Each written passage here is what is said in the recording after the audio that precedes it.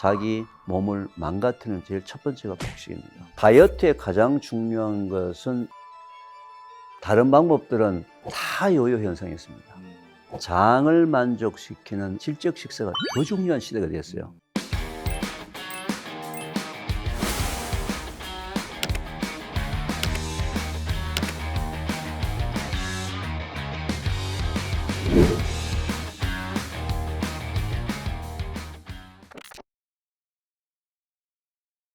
먹는 음식에도 먹는 순서가 또 중요하다고 또 말씀을 주셨는데 어떤 부분인가요? 모든 음식을 우리가 머물게 되면 위 속에 들어와서 2시간을 머물면서 위에 관략근, 밑에 관략근 끈으로 딱 묶어가지고 막 주물러요.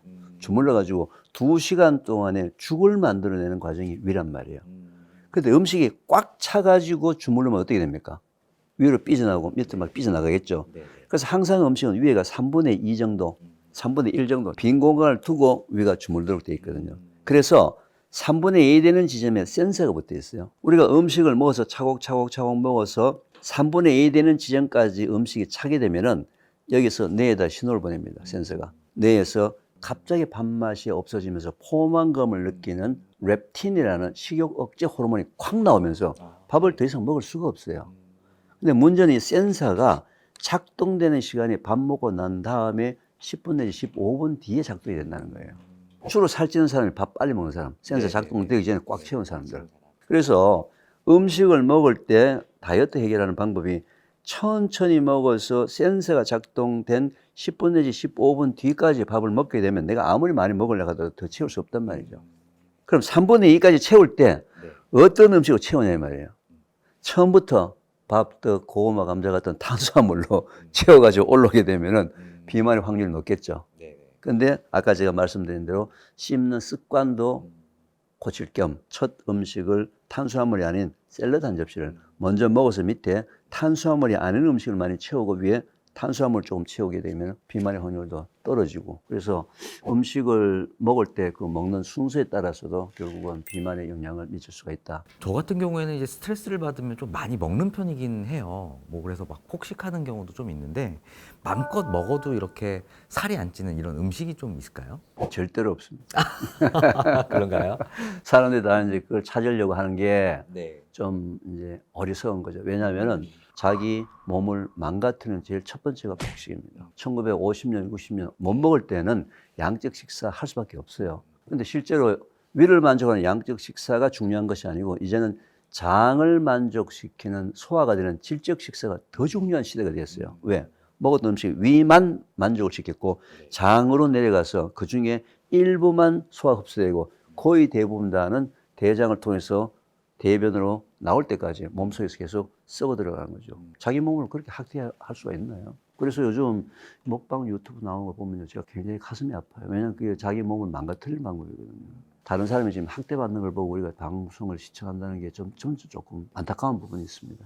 두 끼, 세 끼 식사를 하면서 그 사이사이에 간식을 먹는 거는 몸에 안 좋은가요? 저는 개인적으로 간식을 추천하지 않습니다. 근데 간식을 꼭 먹어야 될 사람은 이런 사람이 있어요. 양을 많이 먹었을 때 소화가 잘 안 되는 사람들은 작게 먹으면서 여러 번 먹는 방법을 간식이라고 저는 얘기를 할 수가 있는데, 아침 먹고 좀 쉬고 난 다음에 점심 먹고 쉬고 난 다음에 저녁 먹고 이랬는데 자꾸 중간에 또 들어오면 얘가 계속 일을 해야 되니까 얼마나 짜증을 내겠어요. 그죠? 왜냐하면 위도 쉬어야 될 거 아니에요. 우리 장기의 그런 일하는 시간과 휴식 시간에 이런 그 패턴을 만들어 주듯이 꼭 먹어야 될 그런 상황이 아니라면 저는 간식은 추천하지 않습니다. 소화를 위해서는 어떤 효소 제품을 또 팔기도 하더라고요. 이런 것들이 또 소화에 좀 도움이 되나요? 같이 먹어주는 게? 어느 정도는 도움을 받아줬지만 너무 오랫동안 주기적으로 도움받는 부분은 저는 추천하지 않습니다. 우리 인체에서도 소화 효소가 정상적으로 분비가 돼요. 근데 바깥에서 소화 효소를 계속 많이 먹게 되면 그다음에 내 몸속에서 만들어내고 있는 소화 효소 양이 자꾸 줄어드는 거예요, 기능이. 내가 소화가 잘 안 될 때, 도움을 받을 때 소화제 같은 건 약국에 사 먹는 것보다는 곡물로 된 소화 효소를 섭취하는 것은 도움이 되지만 그게 무슨 뭐 보약같이 매일 먹게 되면, 장기간 먹게 되면 오히려 내 몸의 기능 자체를 저하시키는 쪽이다. 소화 안 될 때는 뭐 필요할 때는 드셔도 좋습니다. 굶지 않고서 건강하게 좀 살을 뺄 수 있는 이런 방법에 대해서 혹시 조언해 주실 말씀 좀 있으실까요? 다이어트에 가장 중요한 것은 천천히 소량을 먹으면서 운동을 하면서 하는 것이 좋지, 다른 방법들은 다 요요 현상이 있습니다. 그 이제 뭘 생각해야 되냐면 2끼를 먹든 3끼를 먹든 하루 종일 내 몸속으로 들어오는 전체 칼로리 또는 일주일 전체 내 몸속에 들어오는 칼로리를 먼저 계산해야 되고요. 우리 몸은 기가 막혀가지고요. 하루 3끼 꼬박 먹다가 갑자기 단식한다고 아침을 안 먹었죠. 그럼 우리 몸의 모든 세포는 비상 사태에서 에너지 소모량을 줄이라 하고 뇌에서 명령을 합니다. 에너지 소모량을 확 줄여버려요. 그 상태에서 점심을 정상적으로 먹더라도 오버가 되는 거예요. 왜? 소모량 자체가 줄었기 때문에. 요요 현상을 없이 장기적으로 하시려면 소식을, 절식을 해서 운동과 함께 장기적으로 가면서 다이어트 하시는 걸 추천합니다. 육식이 좋다, 혹은 뭐 채식이 좋다, 뭐 여러 논란이 있는데요. 어떤 입장이실까요? 제가 이제 안타까운 부분은 이게 자꾸 이분론 쪽으로 가고 있다는 거예요. 뭐 채식이 좋다 나쁘다를 떠나서 저는 극단적인 채식도 조금은 추천하지 않습니다. 채식으로만 공급받지 못하는 영양성분이 있어요. 예를 들면 가장 그 대표적인 게 이제 B12, 비타민 B12예요. 비타민 B12라는 것은 우리 몸속에 꼭 필요한 필수 비타민인데 그게 없으면 우리 몸에서 철분이 흡수가 안 돼요. 그런 부분들에 대해서도 이제 채식의 실제로 전문가한테 자문을 받아서 영양성분의 결핍이 없이 채식을 하는 경우는 괜찮은데 잘못 알고 채식을 했을 때 균형이 깨진 문제 때문에 오히려 건강이 나빠진 사람이 굉장히 많거든요. 좀 윤리적인, 도덕적인 동물 학대라든지 뭐 기후 온난화라든지 뭐 이런 부분이 있는데 식물 키우는데도 윤리적인 문제가 지금 심각하거든요. 지금 식물을 얼마나 학대를 하는지 아세요? 우리가 그 먹는 주로 쌈채료 이런 거 있잖아요. 비닐하우스에서 거의 대부분 다 생산하고 있어요. 근데 비닐하우스에 밤에 불을 켜놨어요. 일조량을 많이 쪼여가지고 생산 기간을 짧게 해서 단가를 낮추게 하는 소위 최소의 투자의 최대의 이익을 남기는 경제적 원리예요. 조금 과학적으로 얘기하자면 낮에는 채소나 식물들이 태양빛을 받아가지고 탄소 동화작용이라는 걸 해요. CO2, 이산화탄소를 빨아들이고 산소를 내뿜는. 밤에는 산소를 잡아당기고 CO2를 내면서 식물이 밤에 휴식을 하는 거예요. 근데 얘네들이 평생 잠을 안 재웠어요. 한숨도 못 잔 채소들을 저희들이 분석해보면요. 나쁜 호르몬이 엄청 많아요. 스트레스 호르몬. 그거가 과연 그러면 윤리적으로 제대로 키운 채소냐? 아니라는 거예요. 도덕적, 윤리적 문제 제가 얘기하면요. 끝이 없습니다. 지금. 대표로 한 가지를 얘기한 거예요. 그래서 너무 이 동물의 그 윤리적, 도덕적 문제를 가지고 너무 난 채식을 해야 되겠다라고 얘기하시면 좀 생각을 가지고 좀 바꾸시고, 그때 이제 고기를 먹으라는 건 아니에요. 채식만이 옳다는 것은 아니라는 거죠. 근데 이제 저는 개인적으로 육식 부분에 대해서는 그렇게 권장하지 않아요. 우리나라가 아까 제가 이제 전 세계 184개국 중에서 대장암 환자가 1등이라고 그랬잖아요. 거기에 여러 가지 원인들이 있습니다. 뭐 스트레스도 있고 환경도 있고 뭐 음식으로 따진다면 가장 큰 음식이 고기예요. 고기 때문에 대장암의 원인이 된다는 것은 이미 과학적으로, 임상학적으로 밝혀져 있는 거예요. 근데 문제는 뭐냐면은 우리한테 왜 먹느냐 그러면은 단백질을 공급하는 공급원이다 해서 먹거든요. 우리 몸에 단백질이 필요해요. 그래서 하루에 필요한 단백질 양이 세계보건기구 홈페이지에 올라와 있어요. 그게 어느 정도냐면은 자기 체중 1kg당 하루에 필요한 최대 단백질이 1g이에요. 그럼 내 몸무게가 60kg이에요. 60kg이 하루에 필요한 단백질 몇 g이죠? 60g. 60g이죠.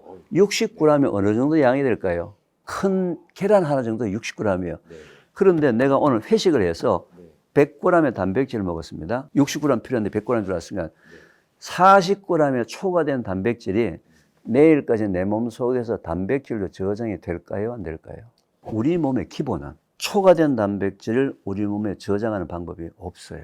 그래서 고기를 먹지 말자가 아니고 적지 않은 양을 매일매일 조금씩 나눠서 먹는, 꼭 고기만이 단백질의 소스가 아니다. 식물성 단백질도 있잖아요. 가장 좋은 게 뭐예요? 콩이에요, 콩. 태초 먹거리 학교에서는 우선순위 1번이요. 우리 젊은 세대에다가 우리 콩을 먹도록 하자.